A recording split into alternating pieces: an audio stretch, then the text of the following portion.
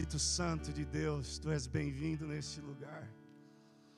E por meio da palavra do Senhor, que é viva e eficaz, visita-nos nas mais profundas emoções e sentimentos do coração e da nossa alma, Senhor. E fala conosco acerca de tudo que o Senhor quer nos falar esta noite. No nome de Jesus é que nós oramos e que nós te agradecemos. Amém. Boa noite, Casa Church. Paz seja com vocês. Que bom é adorar a Deus como a gente acabou de fazer. Essa banda está afiada hoje, não está? Que eles não recebam isso como glória, mas que eles recebam como um incentivo para que eles continuem afiados e afinados no Senhor. Fui muito tocado e ministrado hoje, semana passada. Cada semana eles estão cada vez mais mergulhando nas coisas de Deus, na presença do Senhor, nos dons, nos talentos. Isso é bom a gente ver. Hoje a gente começa uma nova série. A série que a gente começa é sobre fé. E o Espírito Santo tem falado ao meu coração nesses últimos tempos acerca dessa série e desse tema. E eu sei que o Espírito Santo sempre tem algo para a igreja. E às vezes eu me sinto até, Senhor, a gente se sente até não digno de ouvir a voz de Deus e de trazer para a igreja direções, né, nesse nível assim. O que é que nós vamos ouvir esse mês? O que é que Deus quer falar com a gente? Mas no contexto, eu acho que geral, no mundo, nos Estados Unidos, no Brasil, para nós, imigrantes, acho que em todas as áreas, nós temos vivido um tempo em que a fé tem sido um elemento a gente buscar entendimento, para que a gente use cada vez melhor essa ferramenta que Deus nos deu como presente. A fé, em primeiro lugar, pode ser vista como algo natural. A fé a gente vai desenvolvendo desde criança. A gente vai dormir todos os dias e a gente tem fé que no dia seguinte o sol vai nascer. E são atos de fé e atitudes de fé naturais, que a gente vai aprendendo desde criança. A criança vai dormir, por mais necessidade que ela tenha, ela acredita que os seus responsáveis e tutores, no dia seguinte, vão cuidar delas. As crianças não se preocupam com o que é que vai acontecer amanhã, o que é que eles vão comer amanhã. Eles sabem que amanhã eles vão acordar, e vão pedir para a mãe, para o pai, e vai ter a comidinha, o alimento. Então a gente vai aprendendo ferramentas de fé, aquilo que a gente pode chamar de fé natural, desde a nossa infância. Mas existe uma fé que é algo que Deus permite a gente viver, desperta em nós, e nos ensina, e nos ajuda, e faz com que tudo se ressignifique na nossa vida. Quando os servos de Jesus, os discípulos de Jesus, foram se encontrando com Jesus, e eles ouviam as palavras de Jesus, nascia neles a fé. E quando eles ouviam essas palavras, os textos que falam do dia em que eles seguiam a Jesus, diz assim: e deixando tudo, o seguiram.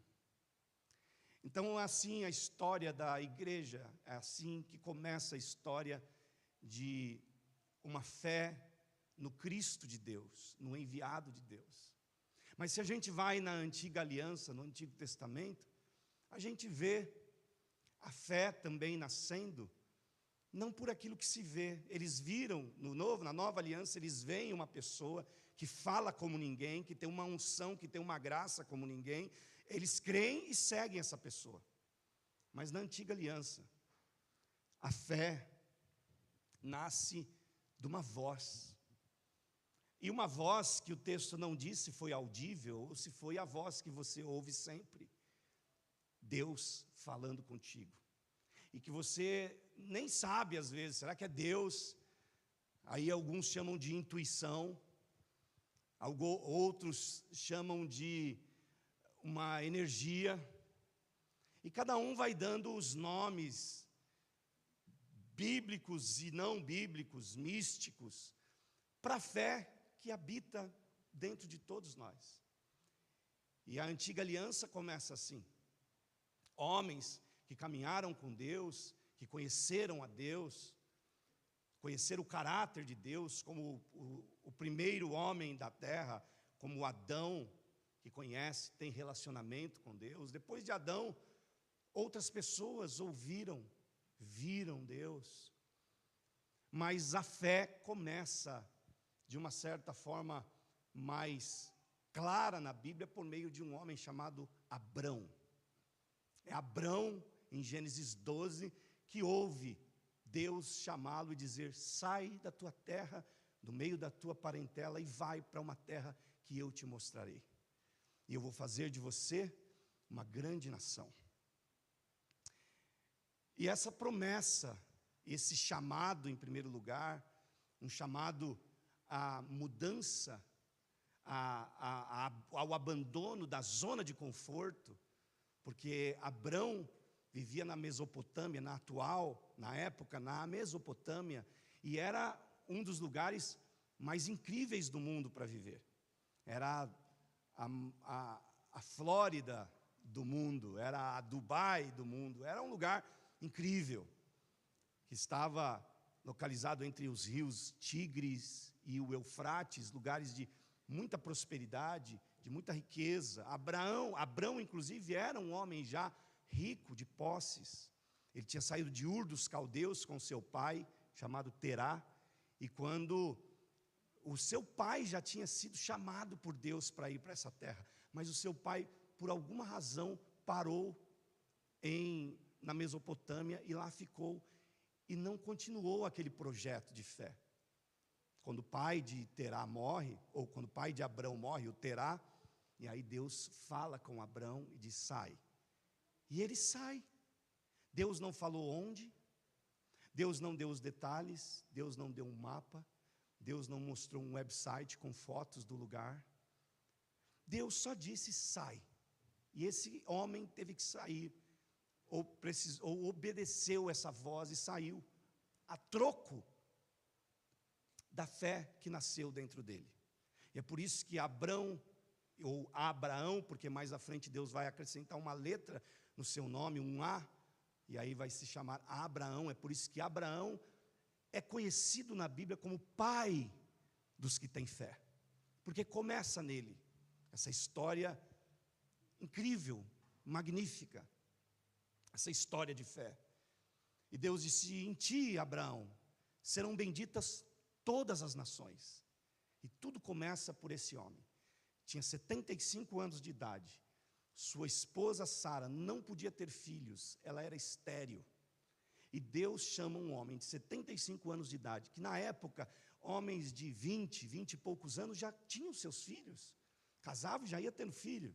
Não tinha método anticonceptivo, não tinha nada. Ia casando e ia fazendo filho. Essa era a diversão. E esse homem com 75 anos não tinha filho nenhum. E aí Deus fala: vai.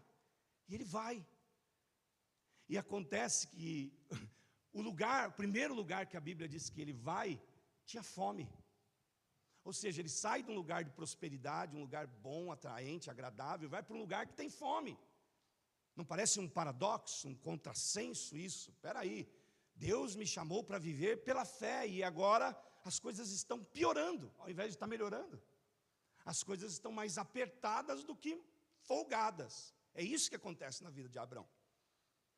E esse paradoxo continua acontecendo. Viver pela fé é sempre um paradoxo. Parece ser pior, mas é a coisa mais maravilhosa que você pode experimentar. Viver pela fé parece ser mais difícil, mas é a dimensão mais poderosa, incrível, de se viver e de se experimentar. Viver pela fé é eu abrir mão da dimensão de onde os meus olhos contemplam, para receber o olhar de Deus sobre um todo na minha vida. Um Deus que conhece o amanhã, inclusive, antes mesmo dele acontecer, antes mesmo dele ser escrito. Viver pela fé é isso. E Deus está nos chamando a viver cada vez mais pela fé. Então, a humanidade nasce pela fé. Através de Abrão, todos os que vão depois dele, vão agora com essa visão, viver pela fé. É o que Deus quer da gente. Abrão tem o seu filho Isaque, com quase 100 anos de idade. E o Isaque, filho de Abrão, é o único filho da promessa. Ele teve um outro com a concubina, chamado Ismael, mas o da promessa é o Isaque. E Deus falou para ele: vou fazer de você uma grande nação. Ele não viu nação nenhuma, ele morreu só vendo o Isaque. Mas de Isaque nasceu Jacó e Esaú. E do Jacó, Deus mudou o nome do Jacó, que já é agora o neto de Abraão.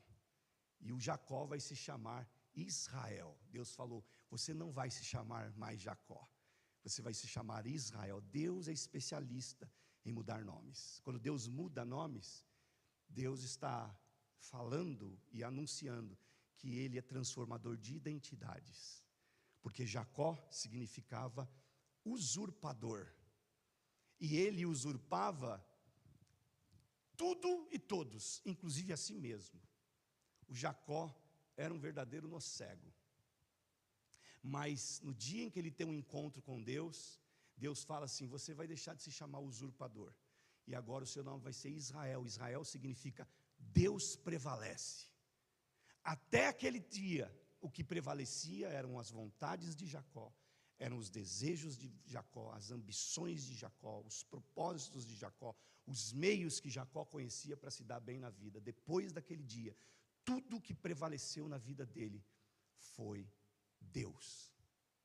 Então, quando acontece essa transformação na nossa vida, do eu prevaleço, essa transformação de identidade, a transformação da identidade do José, da Maria, do Salmão, para a identidade divina, aconteceu a fé. A dimensão que está acontecendo agora é a fé. E o Jacó vai viver nessa dimensão. E nessa dimensão, hoje você ouve falar de uma das nações mais poderosas do mundo, não em número e também não no aspecto geográfico, nem demográfico e nem geográfico. Ela é poderosa no poder político, bélico, monetário, que é a nação de Israel. E a nação de Israel nasceu desse homem chamado Jacó, que é neto do Abraão, que Deus disse: sai. E ele creu. E Deus disse: vou fazer de você uma nação. E existe uma nação até hoje. Vale a pena viver pela fé ou não vale? Se Deus falar com você hoje acerca de qualquer coisa, eu te garanto, pode viver, pode apostar, pode crer, pode entrar de cabeça, pode se jogar de corpo, alma e espírito, porque Deus cumpre sua palavra. A Bíblia diz que Ele vela por ela, para que ela se cumpra. E que nem uma vírgula, Jesus disse, nem um tio, nem uma vírgula, vai deixar de ser cumprido daquilo que eu falei. Jesus disse: os céus, a terra vão passar, mas as minhas palavras, elas não passarão. Deus vela por aquilo que fala. Porque, inclusive, tudo que foi criado não com mãos, foi criado pelo poder da palavra. Então perceba que a palavra para Deus, ela é muito, mas muito especial. E é por isso que João, no capítulo 1 do seu evangelho, diz que Jesus é a palavra. Ele fala, sabe essa palavra? A palavra era Deus, a palavra estava com Deus. E a palavra se fez carne e habitou entre nós, Jesus. Jesus era esse verbo. Ele disse, e sem esse verbo, nada do que foi feito se fez. Tudo foi feito pela palavra. Por isso que a gente lê Gênesis 1, e aí Deus vai dizendo, haja luz, e houve luz. E tudo Deus vai dizendo, haja, haja, haja. E no poder da palavra, tudo vai se criando. Como disse uma professora outro dia aqui na salinha para as crianças, disse assim, quando Deus estava criando a terra, Deus disse, haja luz. E o que aconteceu? E aí a nossa filha disse assim, hajou. A Chloe, hajou. Então quando Deus fala haja, foi acontecendo tudo, foi criando tudo. Poder da palavra. E o poder dessa palavra que continua ainda, fazendo toda a diferença na nossa vida. Essa palavra que é viva. Por isso que você lê a Bíblia, e a Ná estava dizendo sobre o nosso projeto, a gente lê a Bíblia, a gente chora, a gente lê a Bíblia, a gente estremece. A gente lê a Bíblia, a gente fica, meu Deus, apavorado, a gente fica maravilhado, a gente dá risada.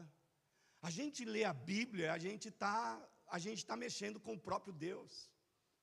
É Cristo. Quando você lê a Bíblia, você tá diante de Cristo, porque é Ele essa palavra. É uma palavra viva. Isso aqui, isso é só um livro que uma editora imprimiu. Mas o conteúdo disso aqui é Cristo. E era um dos pregadores mais famosos do mundo que disse, a Bíblia é mais atual do que o jornal de amanhã. Essa palavra é algo poderoso. E Deus continua fazendo tudo pela palavra. E é por isso que a gente tem que estar cercado dela. De manhã, de tarde, ao meio-dia, à noite.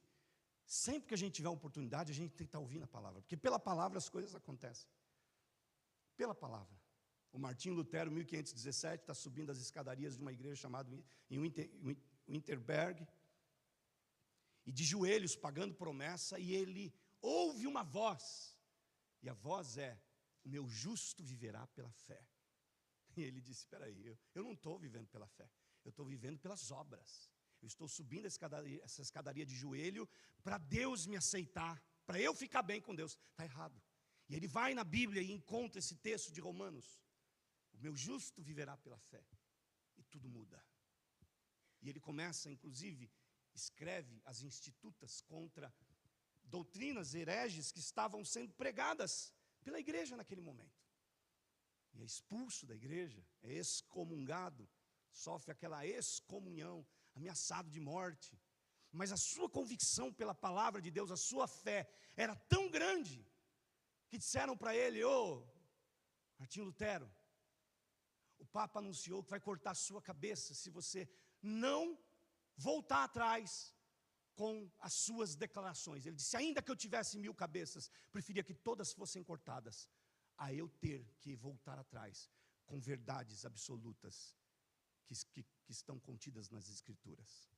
O poder da palavra, o poder da fé, aquilo que Deus faz e constrói na nossa vida. Eu quero crer que quando a gente terminar essa série, a nossa fé, a minha e a sua, estará mais fortalecida. Você crê nisso? Estará mais direcionada, estará mais palpável. E eu creio que pela fé, nós vamos viver coisas excepcionais. Essa é uma série que poderia durar muito tempo, de tão abrangente e de tão poderosa que ela é para a nossa vida, para a nossa história. Mas eu quero compartilhar com vocês um texto da palavra de Deus no Antigo Testamento, para a gente falar sobre aquilo que o Espírito Santo me inspira nessa primeira mensagem. Segundo livro dos Reis, capítulo de número 2. Segundo Reis, capítulo 2.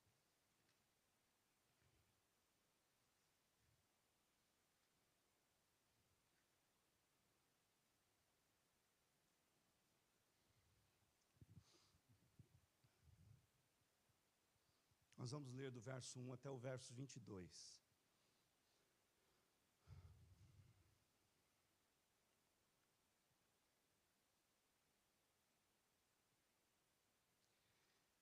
Quando o Senhor levou Elias aos céus num redemoinho, aconteceu o seguinte: Elias e Eliseu saíram de Gilgal, e no caminho disse-lhe Elias: fique aqui, pois o Senhor me enviou a Betel.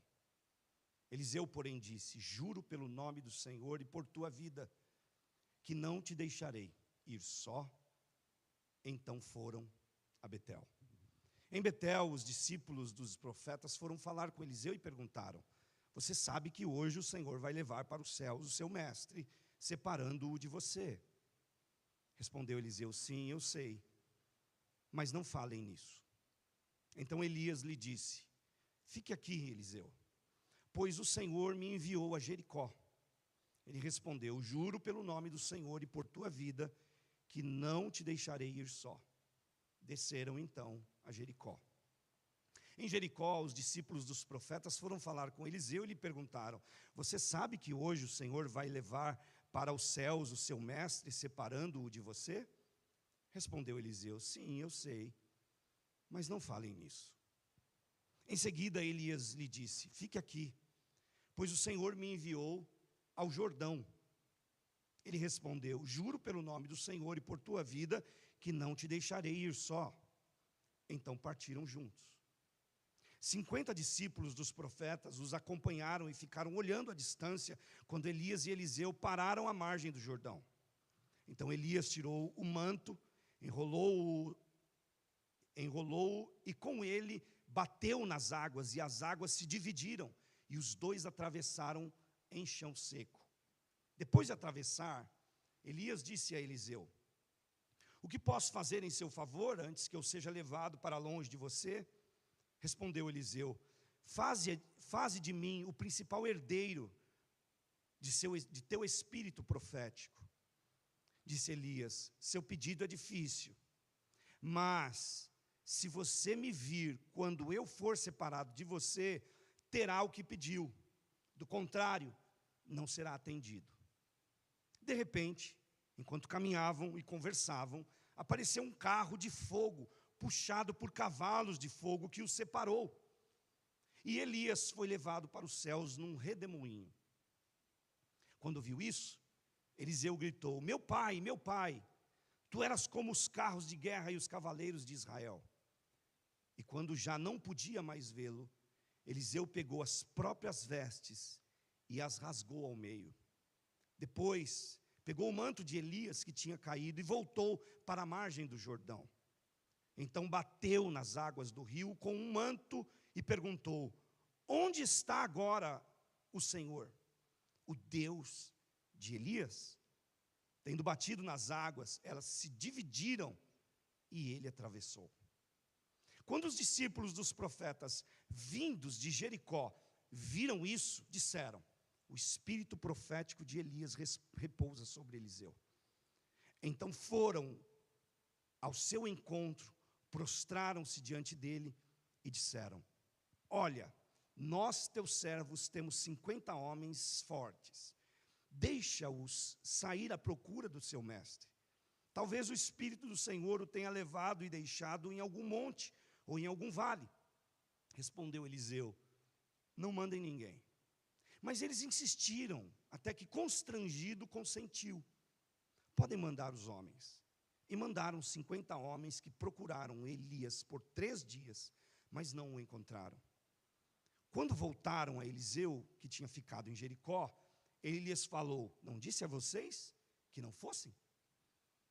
Alguns homens da cidade foram dizer a Eliseu: como podes ver, esta cidade está bem localizada, mas a água não é boa e a terra é improdutiva. E disse ele: ponham sal numa tigela nova e tragam-na para mim. E quando a levaram, ele foi à nascente, jogou sal ali e disse: assim diz o Senhor, purifiquei esta água, não causará mais mortes, nem deixará a terra improdutiva. E até hoje, a água permanece pura, conforme a palavra de Eliseu. Amém. Irmãos, Eliseu era um businessman, era um homem de negócios. E quando o livro de 1 Reis, capítulo 19, versículos 19 ao 21, relata o dia em que Eliseu é chamado a viver pela fé, é o que o texto mostra, que ele era um businessman. Ele tinha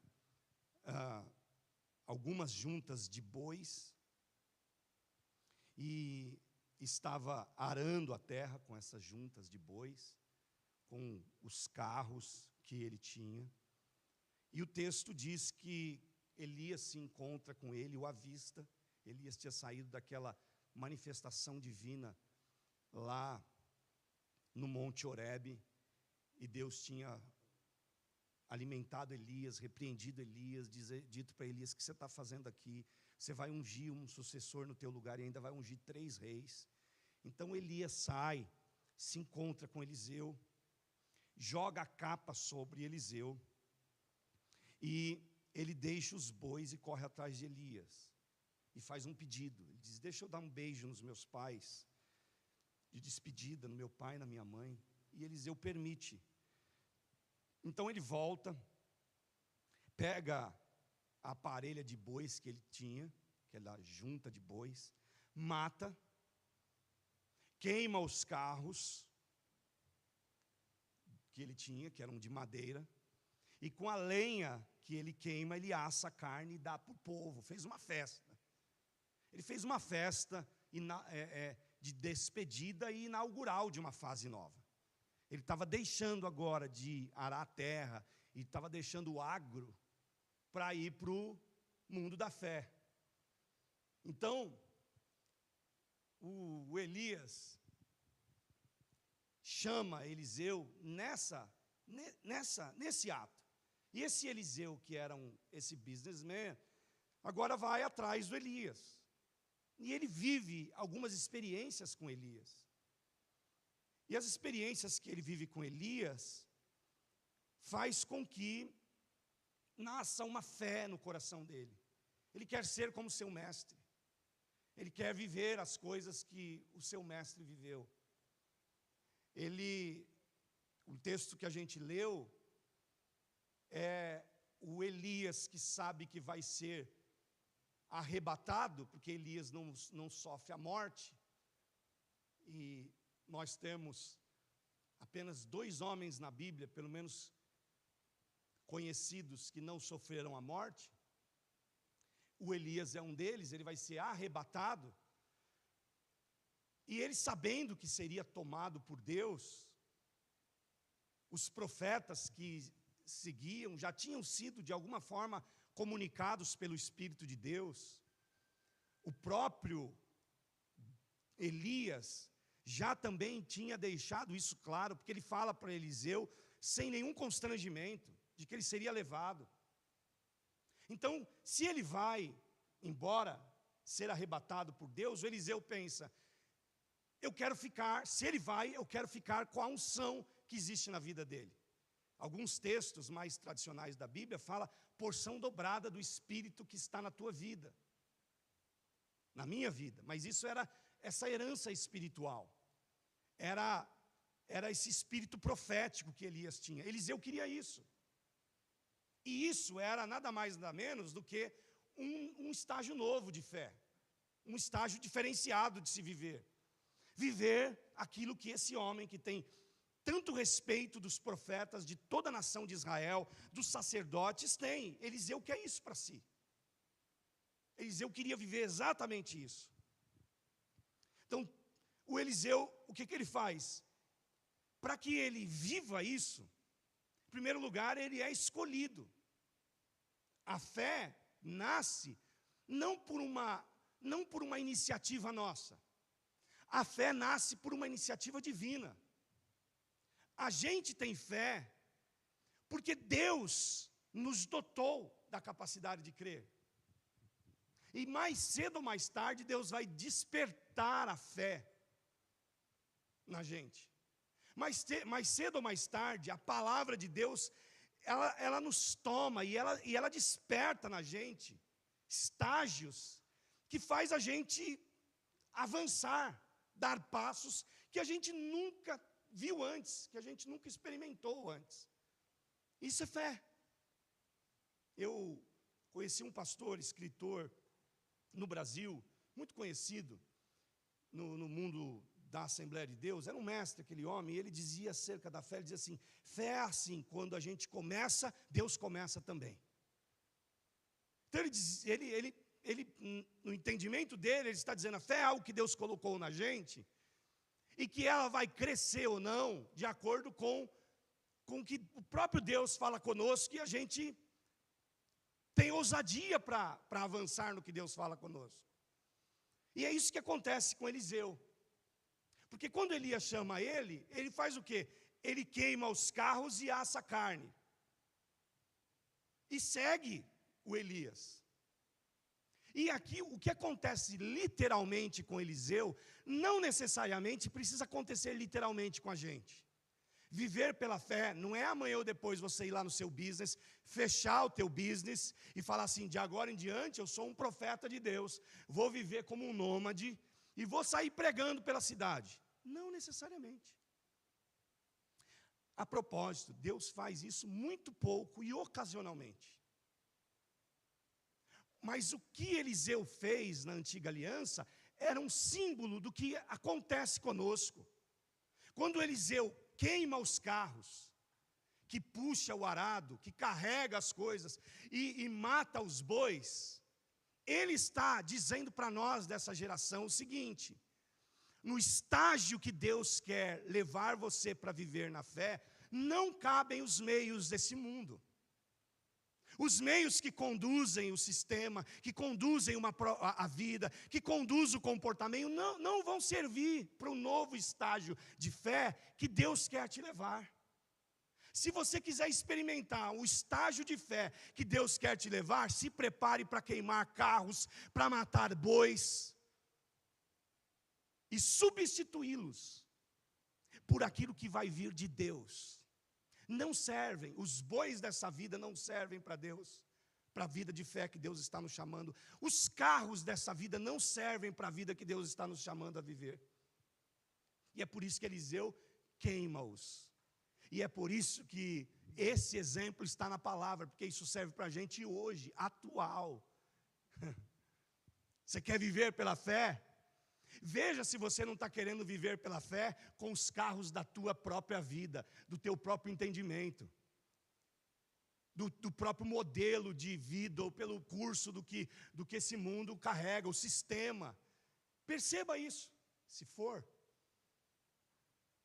a proposta de Deus está na hora de você queimar carros, está na hora de você matar bois,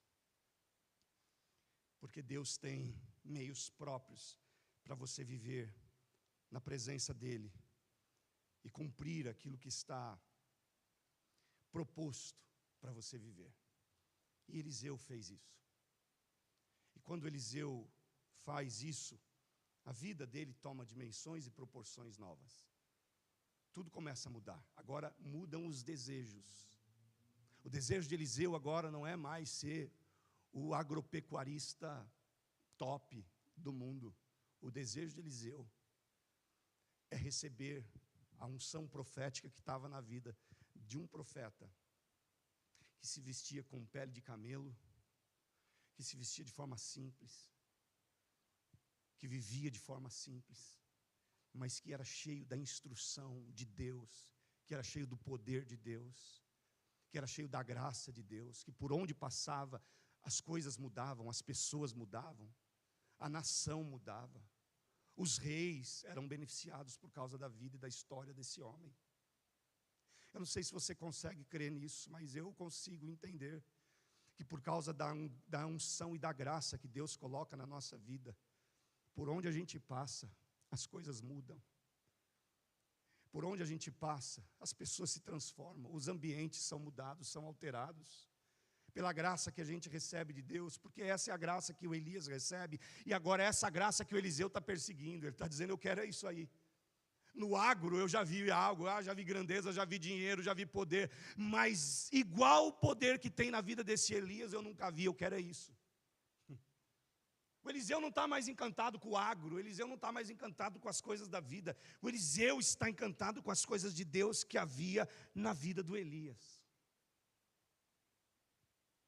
quando eu vejo essa despedida aqui, o Espírito Santo fala comigo sobre a nossa vida de fé consistir no que Deus tem para fazer por nós, no que Deus tem para fazer em nós e no que Deus tem para fazer através de nós. E eu quero compartilhar rapidinho com vocês. A fé, a vida de fé consiste no que Deus tem para fazer por nós, no que Deus tem para fazer em nós e no que Deus tem para fazer através de nós. São coisas distintas, parece a mesma coisa, mas não é. Porque pode ser que você esteja vivendo a dimensão, o ponto 1 lá, Marcão. Talvez, pode ser que isso. Pode ser que você esteja vivendo a fé no que Deus faz por você. E é bom, é maravilhoso o que Deus faz por a gente. É poderoso. A escolha do Eliseu, quando Elias escolhe Eliseu, joga a capa nele, é Deus fazendo por ele. É esse cara que não tinha escola de profeta, ser qualificado para ser sucessor de profeta. É graça. Não passou por escola, não passou por seleção, não passou por análise humana, ele passou pela análise de Deus. E isso fala do primeiro favor que Deus fez por nós, que é a nossa salvação. Deus nos achou, Deus nos encontrou, todo bagunçado, e Deus nos amou desse jeito. Deus fez por você. A primeira grande dádiva de Deus, ela é citada por Isaías 65:1, quando Isaías diz assim: Deus dizendo por meio de Isaías, fiz-me acessível aos que não perguntavam por mim, fui achado pelos que não me procuravam. A uma nação que não clamava pelo meu nome, eu disse, eis-me aqui, eis-me aqui. Somos nós. A gente não buscava por Deus, a gente não procurava por Deus, mas a fé no que Deus faz por nós começa aí, na dimensão da salvação, dele nos encontrar, dele nos redimir, dele nos salvar, dele nos dar uma nova identidade, dele nos dar um novo nome, dele nos levar para o lugar que ele quer levar, dele fazer na nossa vida o que ele quer fazer. O Eliseu tinha vivido isso. O Eliseu tinha saído do agro e agora está sendo escolado no ministério profético. Ele olha para si e fala, não sou digno disso. Quanta coisa Deus está fazendo por mim. E Deus não só faz no aspecto da escolha, da graça, mas Deus também faz em todos os outros aspectos. Porque quem Deus chama, Deus cuida. Todos aqueles que Deus chamou, todos nós que ouvimos a voz de Deus e dissemos, Senhor, eu te recebo como meu Salvador, eu te reconheço como meu Senhor. Deus começa também a fazer outras coisas na nossa vida e a fé começa a ser realizada na nossa vida em benefícios. É provisão, é livramento, é cuidado, é porta que se abre, é capacitação que Deus nos dá, é o Espírito Santo que mora na gente, que nos ensina como responder, como falar, é o Espírito Santo que nos instrui, é o Espírito Santo que nos corrige, é o Espírito Santo que nos dá a luz, é o Espírito Santo que está cuidando. Isso é favor de Deus, é presente de Deus. E a gente vai crendo, não vai? Você vai recebendo e vai crendo, você vai recebendo e vai crendo, e você vai crendo que Deus faz, você começa a aprender a orar, e aí você começa, Deus, faz isso por mim, e Deus faz. Você está doente, o que você faz? Você ora, e Deus faz o quê? Cura. Você está aflito, ora, e o que é que Deus faz? Te acalma. Você está com uma situação sem saída, e você começa a orar, jejuar, se consagrar, se aproximar de Deus, e o que é que Deus faz? Deus responde positivamente. E vai transformando a nossa vida. E vai mudando tudo assim, ó.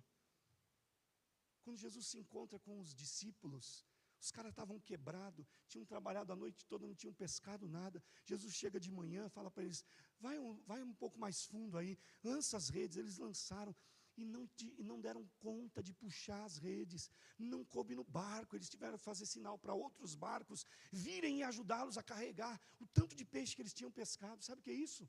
Fé do que Deus faz por nós. Deus ainda está fazendo, está operando. Olha o que o profeta Jeremias diz no capítulo 32, versículo 37. Deus dizendo: eu sou o Senhor, o Deus de toda a humanidade. Quando Deus fala, eu sou o Deus de toda a humanidade, Ele está dizendo assim, ó, não existe acepção de pessoas, tá?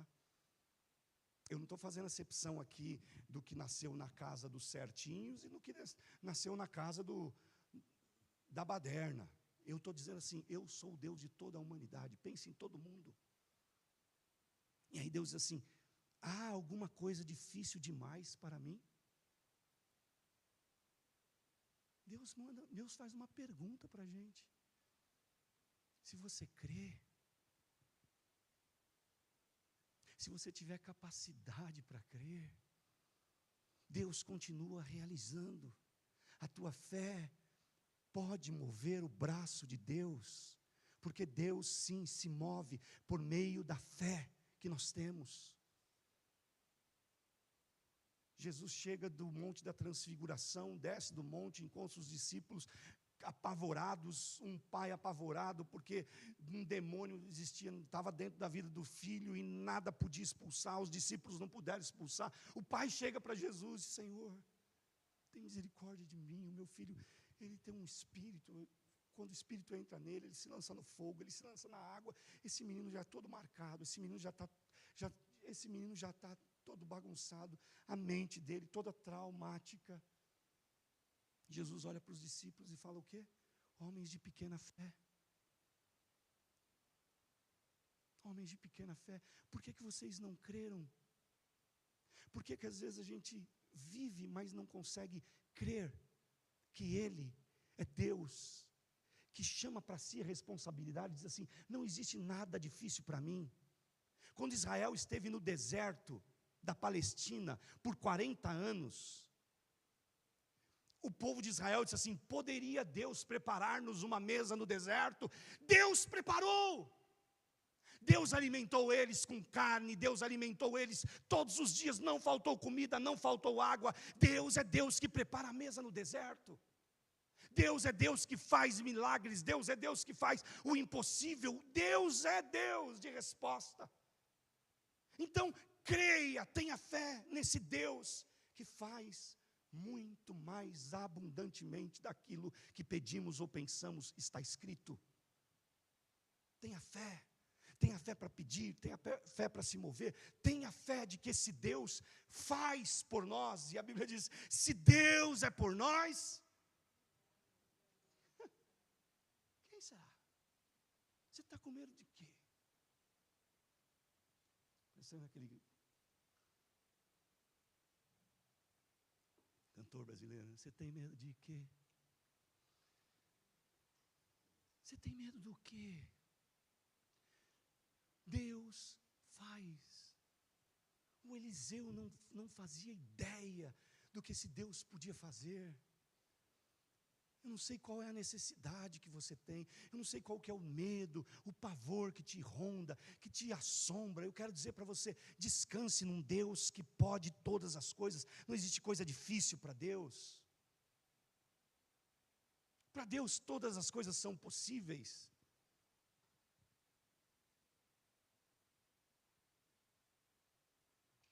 Todas as coisas são possíveis para o Senhor. Não há nada impossível para Deus. É o que está escrito no Evangelho de Lucas, né? Capítulo 1, quando o anjo está trazendo a notícia, a mais linda, gloriosa, incrível notícia do que vai acontecer no mundo. O que é que está escrito exatamente naquele contexto do diálogo de Deus com Maria, que está estarrecida com um anúncio do que Deus vai fazer. Lucas capítulo 1, versículo 36, o anjo está dizendo para Maria, vou ler o 35, o anjo respondeu, o Espírito Santo virá sobre você e o poder do Altíssimo te cobrirá com a sua sombra. Como eu vou ficar grávida? É assim, o Espírito vai vir sobre você e o anjo vai te cobrir com a sua sombra. Sim, aquele assim, aquele que há de nascer será chamado Santo, Filho de Deus. Aí ele diz assim: também Isabel, sua parenta, terá um filho na velhice. Aquela que diziam ser estéril já está no seu 6º mês de gestação. E o anjo mesmo diz para ela no verso 37, pois nada é impossível para Deus. A mensagem do anjo de Deus para a gente: nada é impossível. Você tem um impossível aí? Tenha fé no Deus do impossível, porque a especialidade de Deus é que faz acontecer tudo sobre as impossibilidades que você pode estar apresentando. A segunda coisa que a fé nos faz, não é fé no que Deus faz por nós, mas é a fé no que Deus faz em nós. Porque Deus quer fazer coisas grandes na tua vida? Quer. Jeremias 33:3, o profeta é usado por Deus para dizer: clama a mim, responder-te-ei, anunciar-te-ei coisas grandes e firmes que vocês não sabem. Deus quer fazer? Quer. O que é que está faltando? Está faltando você crer. E a sua fé não vai crescer, não vai aumentar, se você não orar, se você não jejuar, se você não buscar. Então, busque. E pela fé, viva as coisas que Deus faz por você. Mas existem coisas que a fé faz em você. E eu posso garantir para você que as coisas que a fé faz em nós são muito mais poderosas do que as que Ele faz por nós. Porque as que Ele faz por nós geralmente estão na categoria do externo, do estético, do que é exterior. Preciso de uma casa, tenho um sonho de ter uma casa, vou orar. Deus dá casa? Dá.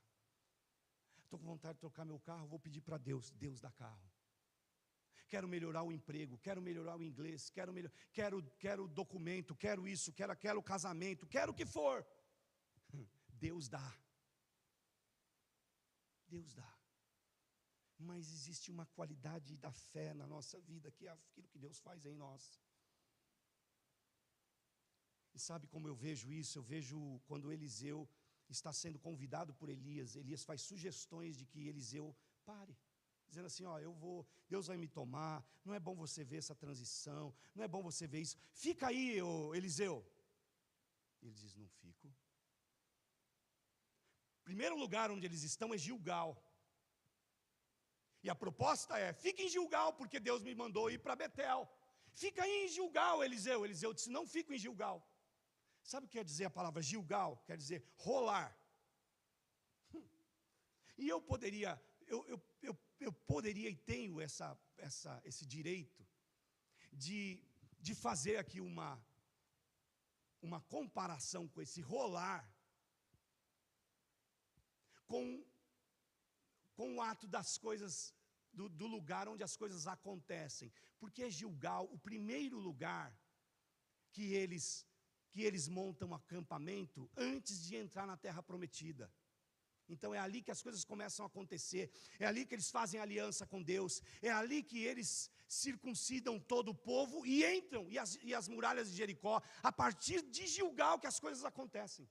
Então Eliseu podia dizer assim: não vou, está certo, não vou para Betel. Por que não vou para Betel? Porque Gilgal é o lugar onde as coisas acontecem. Mas a fé está acontecendo no interior do Eliseu, vai fazer ele sair do conforto para viver o sobrenatural de Deus.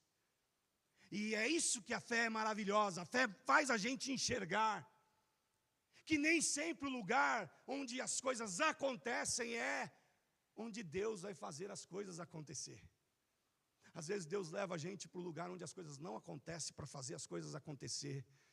Porque se Ele faz as coisas acontecerem no lugar que as coisas acontecem, não foi Deus, talvez foi o lugar. Mas quando as coisas acontecem na tua vida, no lugar, nas condições onde as coisas não costumam acontecer, você não tem outra saída, foi Deus.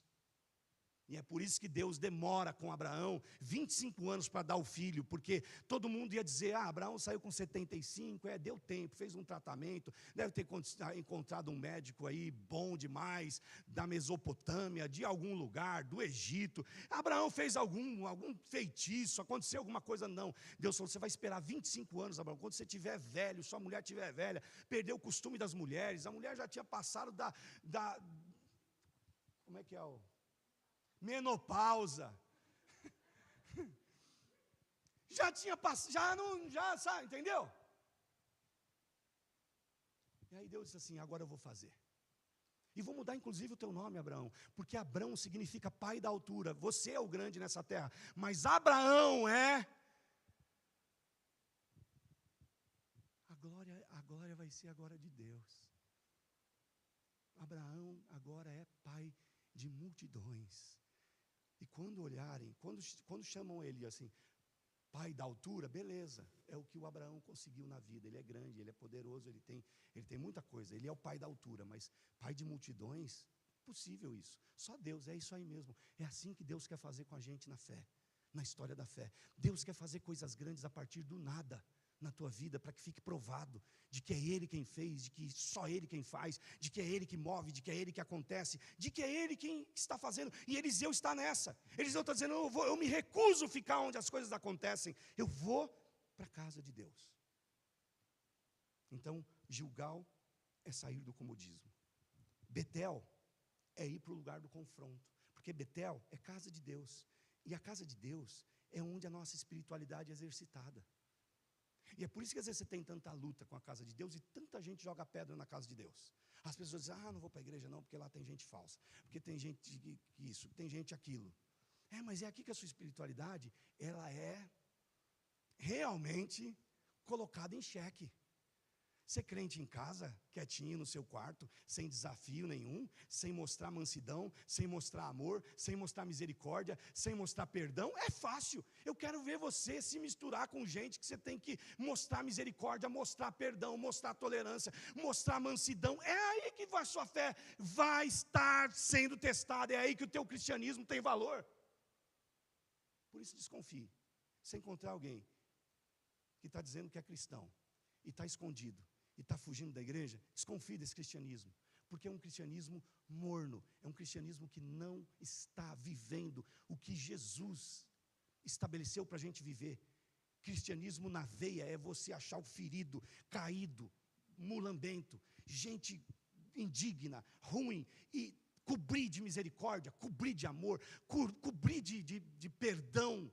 Isso é evangelho. Esse é o verdadeiro evangelho que Deus quer na nossa vida. É a gente conseguir viver em unidade aqui, e a gente levar essa unidade, esse poder que Deus fez, para o mundo também que está desesperado e precisando.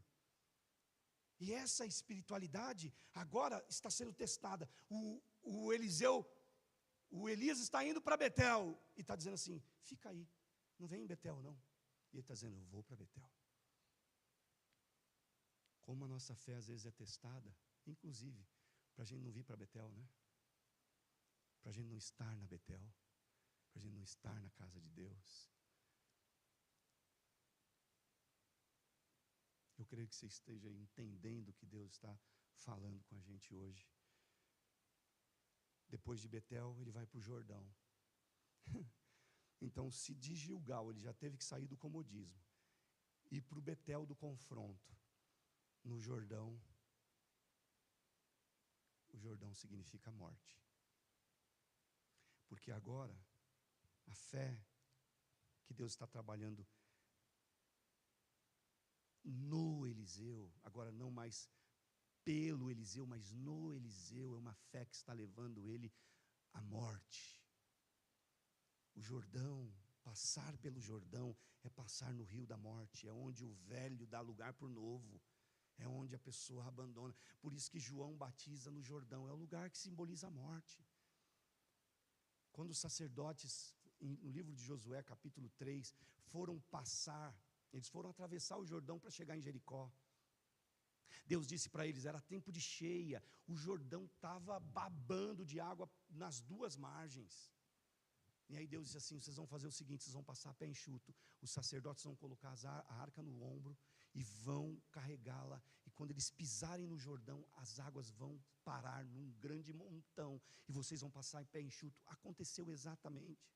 Sabe o que significava a arca? A arca significava a presença de Deus. Sabe o que significava o sacerdócio? O sacerdote significava a pessoa de Cristo. Significa Jesus é o sumo sacerdote na Bíblia. Jesus é quem pisou no rio da morte. Quando Jesus pisou no rio da morte, a morte parou de correr. E o sumo sacerdote pisa no Jordão da vida, na morte da vida, para que você passe a pé enxuto e a morte não te alcance mais. Foi isso que estava acontecendo lá, nessa época, com eles entrando em Jericó, entrando em Israel, já era uma sombra do que Jesus ia fazer na nova aliança. Jesus, ele é a figura do sumo sacerdote e do sacerdócio que, carregando Deus, que sendo Deus e tendo a presença de Deus, entra no rio da morte para que a gente passasse e para que a gente conseguisse atravessar e vencer essa morte. E quando o Eliseu está sendo desafiado por Elias a não vir para o Jordão, era mais ou menos isso: ô Elias, ô Eliseu, se você quiser um estágio novo de fé, você vai ter que morrer. Se você quiser um estágio novo de fé, você vai ter que experimentar morrer para si, você vai ter que experimentar muita coisa nessa vida. Não vai dar para você continuar carregando toda a sua estrutura. Você vai precisar fazer escolhas. E por último, fé no que Deus faz por nós, em nós e através de nós. Após a partida do Elias, 3 vezes o Jordão parou. A primeira vez com Josué, que nem eu acabei de dizer. A segunda vez com Elias. Ele chega na beira do Jordão, pega a capa, enrola e pá, no Jordão. O que acontece? O Jordão para e eles passam a pé enxuto. A gente leu aqui. A primeira, o Eliseu tinha ouvido que tinha acontecido lá nos tempos de Josué. A segunda, o Eliseu tinha visto Elias fazendo parar o rio. Agora a terceira, o Eliseu vai experimentar viver. Agora ele pega a capa do Elias que subiu no redemoinho, lança a capa dizendo: Deus, se o Senhor é na minha vida, assim como o Senhor foi na vida do Elias, seja também na minha vida, e que essas águas agora parem. A Bíblia diz que mais uma vez o Jordão parou pela terceira vez. Sabe o que isso mostra para a gente? Que Deus também faz a gente crescer na fé desse jeito. Porque às vezes a fé, ela é trazida para a gente de forma oral. Você ouve um testemunho, você ouve uma palavra, você ouve uma experiência, você ouviu. De repente você está numa outra situação e você também vê. Você vê um milagre, você vê alguém orando por outro, alguém que está doente, você vê. Mas vai chegar a hora em que a fé vai ser comunicada através de você. E agora não é mais por aquilo que você ouviu, nem por aquilo que você viu, mas é por aquilo que você está vivendo. Você quer viver uma fé dessa? Uma fé não só que te traz benefício, uma fé não só que te transforma, mas uma fé que começa a transformar o outro, que começa a transformar o ambiente onde você está. Que dimensão poderosa. Deus nos chamou, nós somos esse exemplo, essa figura do Eliseu. Deus nos chamou desse jeito. E existe uma transferência de graça e de poder de Deus sobre a igreja de hoje, irmãos. Para que a gente viva exatamente essa dimensão de fé. E a gente possa cantar: I trust in God, my Savior, the one who never fail. You never fail. I trust in God, my Savior, the one who will never fail, who will never fail. Deus quer fazer isso na tua vida. Deus quer fazer isso com a nossa vida de fé. Não dá para a gente ficar só crendo, sabe, aquela fé meio morna, meio vazia. Eu acho, talvez, é possível. Está na hora da gente experimentar uma dimensão sobrenatural de Deus. Está na hora de você começar a provar milagres na sua vida. Está na hora de você começar a provar que a fé, ela vai transformar o seu interior e não só o seu exterior. E está na hora de, pela fé, você começar a implementar o reino de Deus onde você passar. Está na hora da gente viver isso. Deus te trouxe aqui hoje para te habilitar. Você crê nisso? Deus te trouxe aqui hoje, igreja. Deus nos trouxe aqui hoje para nos habilitar, para a gente encher a mão de brasa da graça de Deus, do favor de Deus, e a gente sair espalhando pelo mundo, e a gente sair transformando as situações. E onde tiver alguém de cabeça baixa dizendo: não vai, não dá, e você vai chegar e vai dizer: não, pela fé vai, pela fé vai.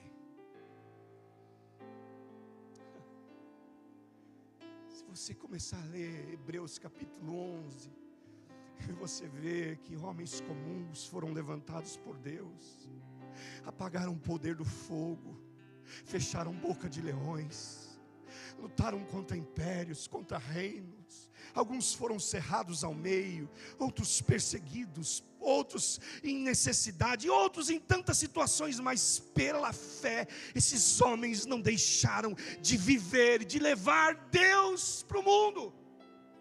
Esses homens não estavam em busca de facilitação, essas pessoas não estavam em busca de conforto, elas estavam em busca de viver o que Deus tinha para elas, e é isso que a gente tem que querer, gente.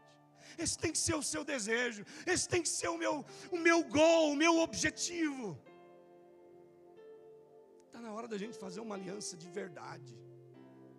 Teve muita gente que fez aliança com Deus antes de entrar nos Estados Unidos. Deus, se eu entrar nos Estados Unidos, eu vou virar um santo. O Senhor pode instalar 2 asas em mim, eu vou mudar. E o sujeito entrou, botou asa, mas ao invés de correr para perto de Deus, voou, foi para longe. Está na hora de a gente fazer um outro compromisso.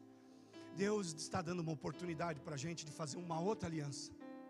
Não mais a aliança da fronteira, não mais a aliança do aeroporto, não mais a aliança do advogado lá no Brasil, quando você estava preparando a papelada, não mais a aliança do casório, quando chegou lá e bonitinho você assinou. Não mais esse tipo de aliança, não a aliança do visto estudantil, não a aliança do visto de trabalho, mas a aliança do altar, de você dizer: Deus, eu quero viver nessa terra, eu quero viver para viver pela fé, eu quero cumprir o teu propósito, eu quero viver as tuas promessas, quero ser cheio do que é o do Senhor, do que o Senhor tem para mim. É isso. Eu acho que é isso que Deus quer da gente hoje. Você crê nisso? Vamos nos levantar.